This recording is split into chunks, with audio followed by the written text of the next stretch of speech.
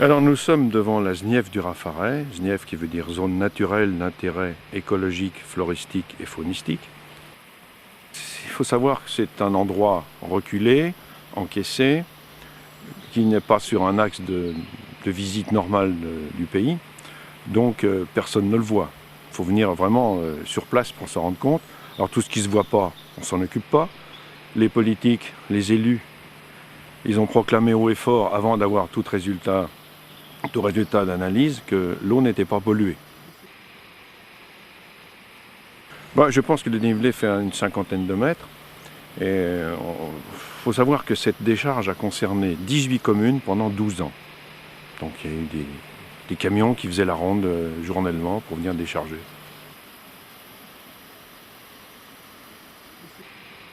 La fermeture a été faite en 1989 parce que c'était de toute façon intenable, on ne pouvait pas continuer.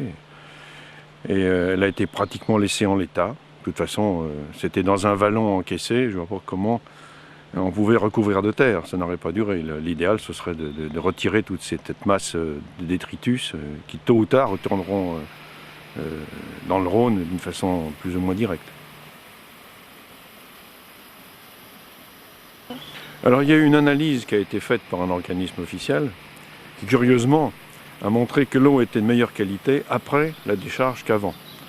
Alors il y a une raison très simple, c'est que d'abord on ne sait pas comment a été fait le prélèvement, mais quand l'hiver il y a beaucoup d'eau qui déferle, il suffit de prendre un petit échantillon dans l'eau, c'est tellement dilué que l'analyse ne prouve rien du tout. Alors par contre, il y a eu un cabinet d'expertise qui a fait des mesures plus tard, notamment dans les sources qui traversent la décharge, et là c'est beaucoup moins glorieux comme résultat.